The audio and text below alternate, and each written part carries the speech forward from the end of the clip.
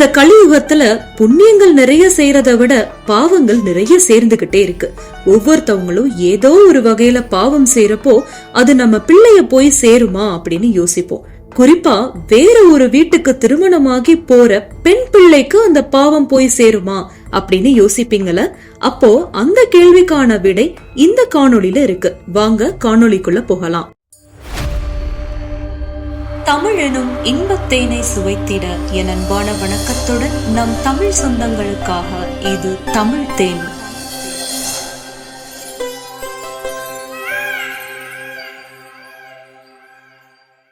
முன்னொரு காலத்துல விச்சி மலை அப்படின்னு ஒரு அழகான நாடு ஒண்ணு இருந்தது. அந்த நாடே ரொம்ப செல்வ செழிப்பா பச்சை பசேல்னு பசுமையா பாக்குறதுக்கு ரொம்ப ரம்மியமா காட்சி கொடுத்தது. இந்த நாட்டை ஆண்டுட்டு வந்த மன்னனுடைய பெயர் விச்சிகோ. வீரத்துல சிறந்த இந்த மன்னர் விச்சிகோ நிறைய நாட்டுக்கு படையெடுத்து போய் நிறைய நாட்டை தன்னுடைய கட்டுப்பாட்டுக்குள்ள வச்சிருந்தாரு. மன்னர் ரொம்ப சிறப்பா ஆட்சி செஞ்சதுனால அந்த நாட்டு மக்கள் எல்லாரும் ரொம்பவே சந்தோஷமா இருந்தாங்க. இவருக்கு உடன் பிறந்த சகோதரன் ஒருத்தர் இருந்தாரு. அவருடைய பெயர் இளவெச்சிகோ. நாட்டையும் நாட்டு மக்களையும் சந்தோஷமா பாத்துக்கிட்ட விச்சிகோ மன்னர் தன்னுடைய சகோதரனை மட்டும் விட்டுருவாரா என்ன? தன்னுடைய சகோதரனையும் ரொம்ப பாசமா பாத்துக்கிட்டாரு. இளவெச்சிகோக்கு திருமண வயது வந்தது.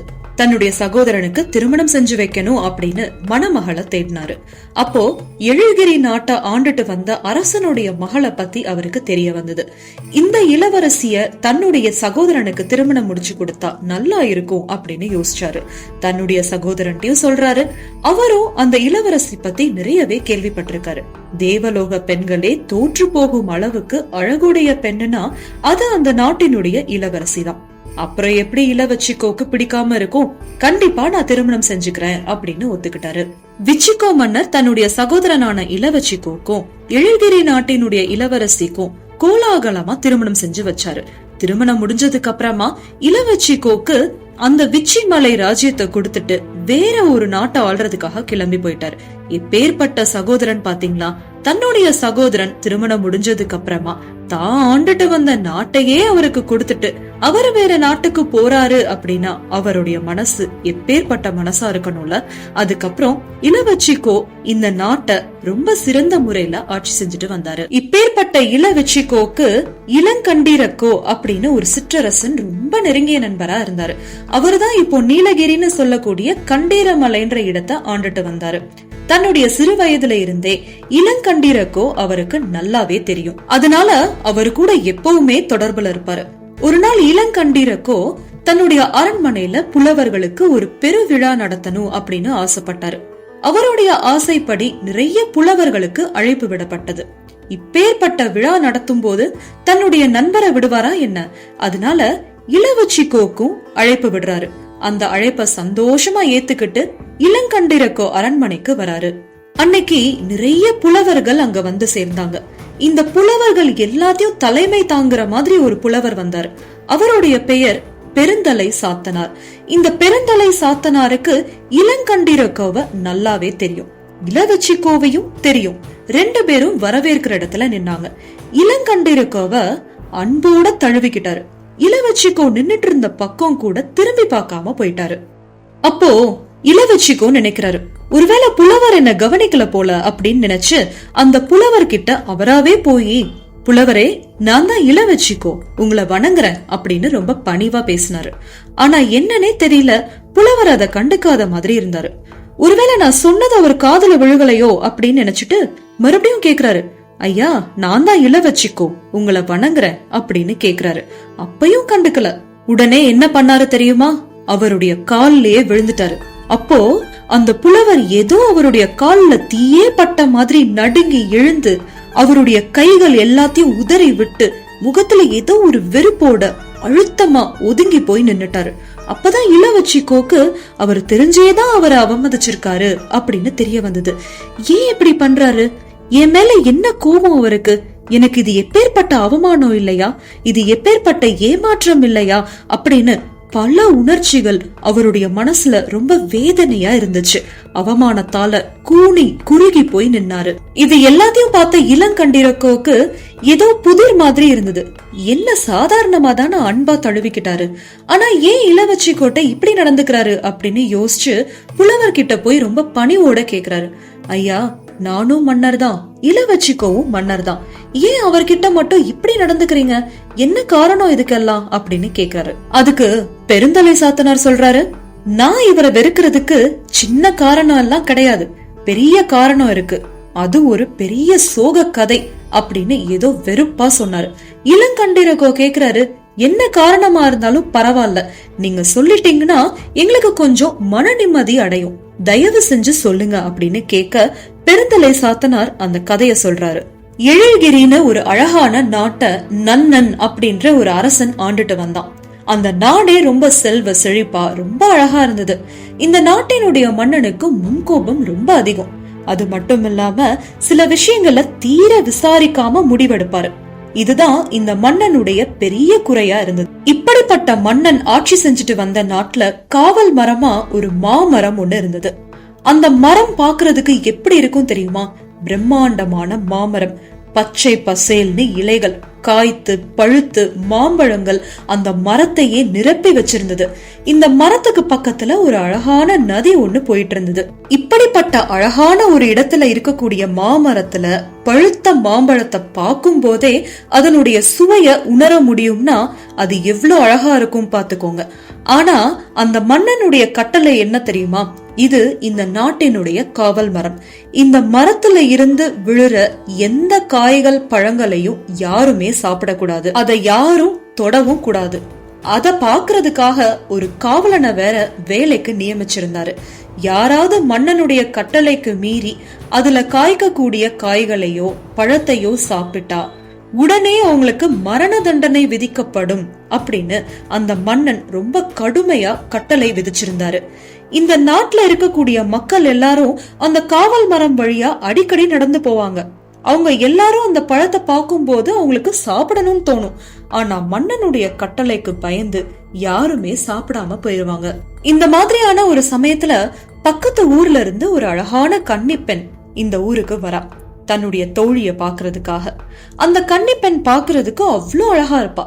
சித்திரை மாத வெயில்ல நற்பகல்ல கடுமையா வியர்த்து பசி தாகத்தோட அந்த ஊருக்கு நடந்து வரா. அவளுடைய கண்ணுக்கு அந்த நதி தென்படுது. அந்த நதிய பார்க்கவும் கொஞ்ச நேரம் இறங்கி குளிச்சு நீராடிட்டு போவோம், நம்மளுடைய களைப்பு தீந்துரும் அப்படின்னு நினைச்சு அந்த நதியில இறங்கி அந்த பெண் நீராடுறா. அவ்வளோ நேரம் வியர்த்து வெயில்ல நடந்து வந்த அவளுக்கு அந்த நதியோட குளிர்தன்மை ரொம்பவே அவளுக்கு இதமா இருந்தது. சந்தோஷத்துல துள்ளி குதிச்சு அந்த நதியில நீராடினா. அந்த சமயத்துல அந்த காவல் மரத்துல இருக்கக்கூடிய மாம்பழம் அந்த நதியில பொத்துன்னு விழுகுது. தம் பக்கத்துல ஏதோ ஒரு சத்தம் கேக்குதுன்னு அந்த பெண் திரும்பி பாக்குறா. பார்த்தா பழுத்த மாம்பழம். பாக்குறப்போவே அதனுடைய ருசி நாவுல எச்சில் ஊற ஆரம்பிச்சது. அந்த மாம்பழம் மெதுவா நகர்ந்து அந்த பெண் பக்கத்துல வருது. அந்த பெண்ணும் நடந்து அந்த மாம்பழம் பக்கத்துல வரா. அந்த ஊரினுடைய காவல் மரம் அது. நாட்டினுடைய மன்னன் இப்படி ஒரு கட்டளை இட்டிருக்காரு அப்படின்னு அத பத்தி எதுவுமே அவளுக்கு தெரியாது. அந்த மாம்பழம் தான் தன்னுடைய எம்மன்னு கூட அந்த பெண்ணுக்கு தெரியாது. அவ்வளோ நேரம் நீராடிட்டு அவளுக்கு பசி எடுக்க ஆரம்பிச்சிருச்சு. அந்த மாம்பழத்தை பார்க்கவும் சாப்பிடணும்னு தோணுச்சு. அந்த மாம்பழம் பக்கத்துல வருது. அவளும் அந்த மாம்பழம் பக்கத்துல போறா. அடுத்த நொடி தன்னுடைய வாழ்க்கையே மாற போகுது அப்படின்னு அவளால உணரக்கூட முடியல. அந்த மாம்பழத்தை கையில எடுக்கிறா. இப்போ சாப்பிட போற உணவுதான் நம்ம வாழ்க்கையோட கடைசி உணவுன்னு கூட அவளால உணர முடியாம அந்த மாம்பழத்தை ஒரே ஒரு கடி மட்டும் கடிச்சா. அவ கடிச்ச அடுத்த நொடி அந்த காவல் மரத்தை காவல் காத்த காவலன் பாத்துட்டான். அந்த பெண்ணை கையோட இழுத்துட்டு போய் அரசன் முன்னாடி நிப்பாட்டினான். மன்னா, இந்த பெண் நம்ம ஊர் காவல் மரத்தினுடைய பழத்தை எடுத்து சாப்பிட்டா அப்படின்னு சொல்லவும் மன்னனுக்கு ரொம்பவே கோபம் வந்துருச்சு. என்னுடைய கட்டளைக்கு மீறி இந்த பெண் செயல்பட்டிருக்கா, இப்பவே அவளை கொலை செய்யணும், இதுதான் என்னுடைய கட்டளை அப்படின்னு ரொம்ப கோபத்தோட சொன்னாரு. அந்த சமயத்துல அந்த அரண்மனையில நிறைய புலவர்கள் அறிஞர்கள் எல்லாம் இருந்தாங்க. அவங்க சொன்னாங்க, இவ பக்கத்து ஊர்ல இருக்கக்கூடிய பெண், அவளுக்கு இந்த நாட்டினுடைய கட்டளை பத்தி எதுவுமே தெரியாது. இது காவல் மரம்னு தெரிஞ்சிருந்தா அவ சாப்பிட்டிருக்க மாட்டா. இவளுக்கு இப்பேற்பட்ட தண்டனை கொடுக்க வேணாம் அப்படின்னு புலவர்கள் எவ்வளவோ சொல்லி பார்த்தாங்க. ஆனா மன்னன் கேக்குறதா இல்ல. காவலன் கிட்ட சொல்லி அந்த பெண்ணை உடனே கொலை செய்ய சொன்னாரு. விஷயம் தெரிஞ்ச அந்த பெண்ணினுடைய பெற்றோர்கள் உடனே அந்த அரண்மனைக்கு வந்து மன்னனுடைய கால்ல விழுந்து கெஞ்சி கதறாங்க. அவங்க ரொம்பவே ஏழை, இருந்தாலும் தங்கிட்ட என்னெல்லாம் இருக்கோ எல்லாமே நாங்க கொடுத்துடுறோம், என் பெண்ணை ஒண்ணுமே செஞ்சிடாதீங்க அப்படின்னு கதறினாங்க. ஆனா எதுக்குமே மன்னர் தலை சாய்க்கவே இல்லை. என்னுடைய கட்டளைய நான் என்னைக்குமே மாத்திக்க மாட்டேன், இந்த பெண் இன்னைக்கு கொலை செய்யப்படுவாள் அப்படின்னு சொல்லிட்டு மன்னர் அங்க இருந்து கிளம்பி போயிட்டாரு. அதுக்கப்புறம் காவலனால என்ன செய்ய முடியும்? மன்னருடைய கட்டளைக்கு மீறி அந்த பெண்ணை வாளால வெட்டி கொலை செஞ்சிட்டான். அந்த இடத்திலேயே அந்த பெண் துடிதுடிச்சு உயிர் துறந்துட்டா. இது எல்லாத்தையும் பக்கத்துல இருந்து பாத்துட்டு இருந்த புலவர்கள் நன்னன் மன்னனை பார்த்து சொல்றாங்க, எப்பேற்பட்ட பெண் பாவத்துக்கு நீங்க ஆளாயிருக்கீங்க தெரியுமா? நீங்க பண்ண பாவத்துக்கு கண்டிப்பா நீங்க நரக லோகம் தான் போவீங்க. புலவர்களாகிய நாங்க நீங்க செஞ்ச தவறுக்காக உங்களை மட்டும் இல்ல, உங்களுடைய சந்ததிகள்ல வரக்கூடிய பல யுகங்கள்ல யாரா இருந்தாலும் நாங்க அவங்கள பொருட்படுத்தவே மாட்டோம். புலவர்களாகிய நாங்க உங்களை ஒதுக்கி வைக்கிறோம் அப்படின்னு சொல்லிட்டு புலவர்கள் அந்த இடத்துல இருந்து கிளம்பி போயிட்டாங்க. அந்த நிகழ்வுக்கு அப்புறமா அந்த நாட்டுல மழை இல்லாம ரொம்ப வறட்சி ஏற்பட்டது. அந்த நன்னன் மன்னன் பல வருடங்களுக்கு அப்புறம் இறந்து போய் நரகத்துல கடுமையான தண்டனைய அனுபவிச்சாரு. இப்பேற்பட்ட நன்னனுடைய மகளை தான் இளவச்சிக்கோ திருமணம் செஞ்சிருக்காரு. நன்னன் செஞ்ச பாவம் தன்னுடைய மகளுக்கு வந்து மகள் மூலமா இப்போ அந்த அவமானத்தை இளவச்சிக்கோ அனுபவிச்சிட்டு இருக்காரு. இததான் பெருந்தலை சாத்தனார் இளங்கண்டிர கோட்டை சொல்லி முடிக்கிறாரு. பாத்தீங்களா, நன்னன் மன்னன் செஞ்ச பாவம் சாதாரண பாவமே கிடையாது.